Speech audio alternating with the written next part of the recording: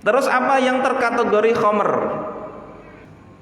Para fuqaha bersepakat bahwasanya al-muradu bil khamri huna jami'ul muskirati jaryan. Yang dimaksud khamr di dalam riwayat-riwayat tadi yang dilaknat itu adalah seluruh zat yang memabukkan yang itu sifatnya cair. Itu khamr. Sebagian ulama memang yang disebut khamr itu kalau dari perasan anggur atau dari perasan kurma. Tetapi mayoritas ulama menyatakan semua. Diolah dari ketan enggak? Singkong enggak misalnya. Kalau dibiarkan airnya misalnya diolah sedemikian rupa, kalau sampai memabukkan, maka itu khamr. Ukurannya apa? Ukurannya diminum menurut kebiasaan. Jadi lihat perasan itu kalau sudah segelas diminum orang yang tidak pernah mabuk jadi mabuk, maka itu juga sudah terkategori khamr. Jadi minuman keras ini bukan hanya yang merek-merek pabrikan. Apa alasannya? Ada sebuah hadis riwayat Imam Muslim. Kunna ma'a Rasulillah. Ini kata Jabir bin Abdullah. Kami bersama Rasulullah sallallahu alaihi wasallam. Fastasqa. Rasul kemudian minta minum. Maka seorang lelaki mengatakan, "Ya Rasulullah, ala nasqika nabidhan." Wahai Rasulullah, bisakah kami memberi minum engkau nabidh?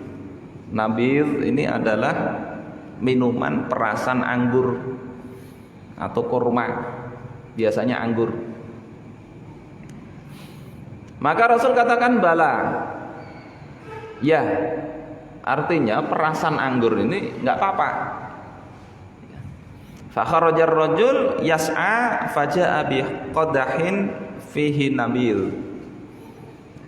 Laki-laki ini keluar mencari, kemudian datang dengan satu gelas berisi nabidh. Maka Rasulullah berkata, Allah khamartahu walau ta'rudu alaihi udan. Kenapa tidak engkau tutupi tadi gelasnya tadi walaupun dengan tongkat? Qala fasyariba.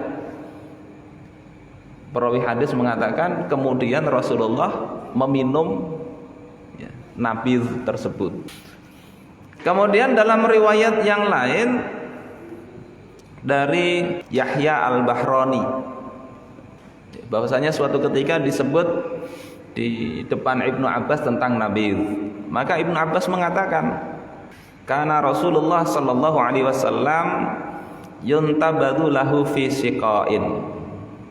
Rasulullah itu dibuatkan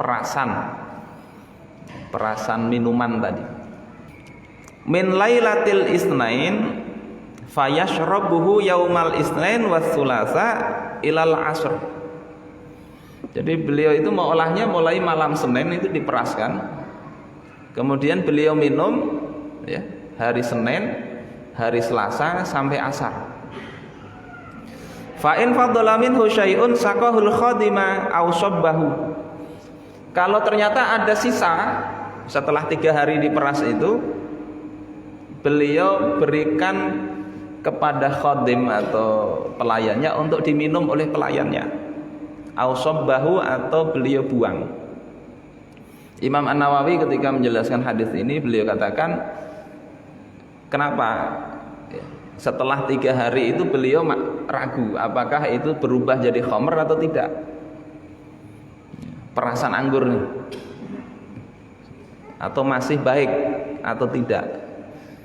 Kalau masih baik, ya, tidak keluar buihnya, beliau kasihkan ke khadimnya untuk diminum, karena menyia-nyiakan harta itu tidak baik.